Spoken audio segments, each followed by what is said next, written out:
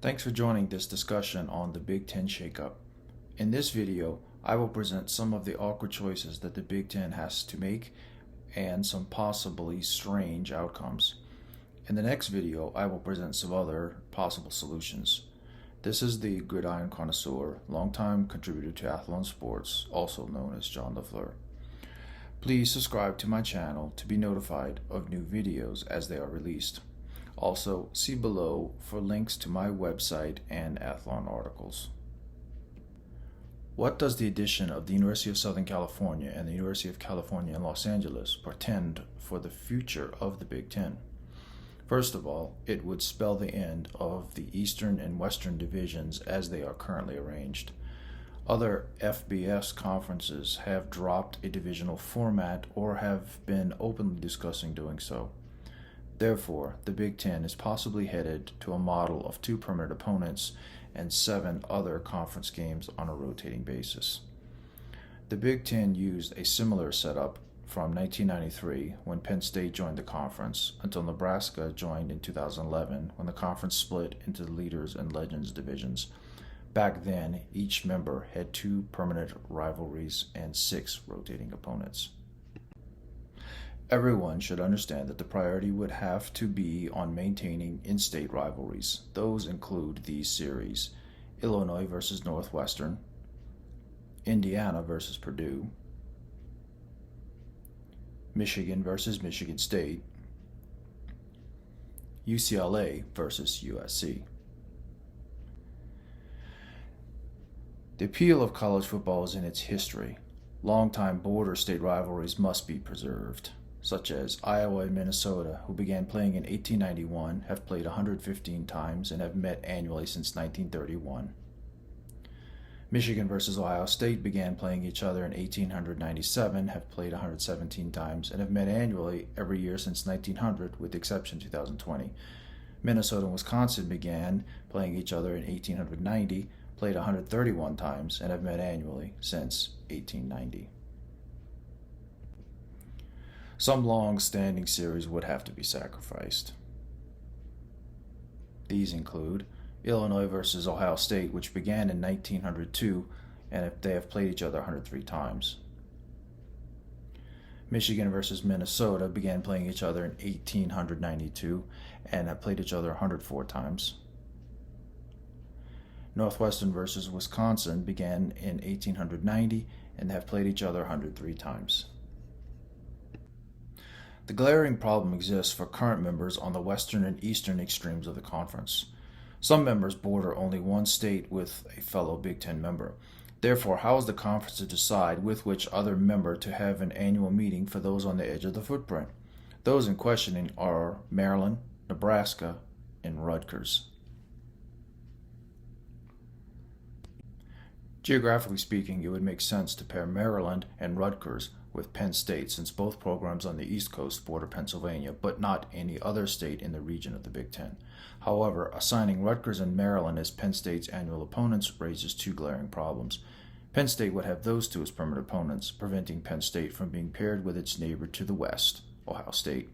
Presumably, multiple members would object to Penn State's having 2 perennial cellar dwellers as permanent foes. Maryland had 3 consecutive seasons with double-digit wins from 2001 through 2003. Before that brief string of success, the Terrapins' last season with 10 or more wins occurred in 1976. In the 3 previous decades, Maryland has won just 1 conference title, the Atlantic Coast Conference Championship in 2001. Rutgers' recent history looks even bleaker. The Scarlet Knights won 11 games in 1976 and in 2006. They never had 10 or more victories in any other season in that span of 47 years. Outside of those 2 seasons with 11 wins, they only had 15 seasons with a winning record. In Rutgers' 20 years of competing in the Big East, the Scarlet Knights managed just 1 conference championship, which it split with 3 other members in 2012. So if, in the interest of choosing Rutgers and Maryland's permanent opponents based on geography, Penn State could not be Ohio State's other permanent opponent, Therefore, who would be Ohio State's other permanent opponent? If members in bordering states are the candidates, that would limit the choices to Indiana, Michigan State, and Purdue. Indiana and Purdue could also reasonably be paired with either Illinois or Northwestern as border state rivals. The only issue would be determining which team from the state of Indiana would be paired with which team from the state of Illinois. In that case, Michigan State might have the short straw handed to it. Facing the two most historically successful programs in the Big Ten on an annual basis is an unenviable task for Michigan State. If, for the sake of competitive balance, Penn State is paired with Ohio State instead of with both Maryland and Rutgers, with whom should Michigan State be paired, Maryland or Rutgers? Michigan State had little history of meetings with either one prior to their joining the Big Ten. Before Maryland joined the conference in 2014, there had only been 5 meetings, with the last one occurring in 1950. Likewise, Michigan State had only faced Rutgers 5 times as a non-Big Ten member, all occurring between 1988 and 2004.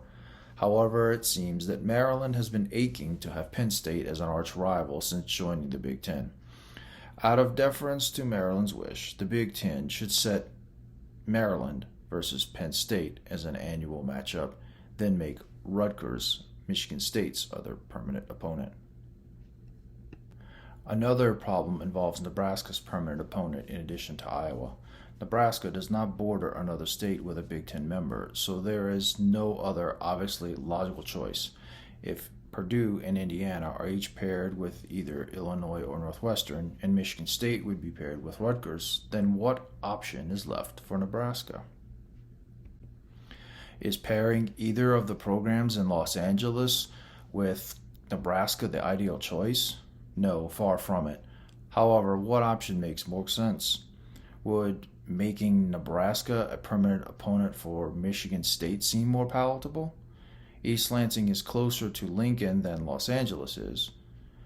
In that case, one of the new members in Los Angeles would be matched with Rutgers, and Michigan State would be matched with Nebraska instead? That would be absurd. Despite the huge distance, Nebraska appears to be forced into an annual contest with either UCLA or USC. The most difficult question that remains to be settled: who will be matched with the 2 new members in Los Angeles?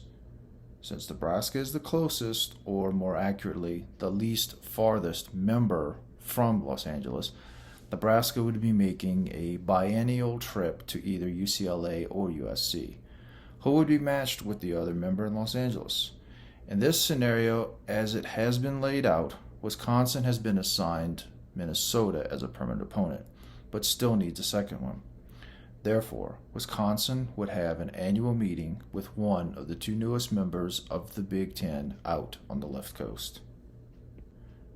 No matter how the Big Ten would decide on permanent opponents, it would end up with some strange permanent opponent arrangements that make no sense based on geography or history. Watch the next video in this series for other possible solutions to the Big Ten's scheduling dilemma.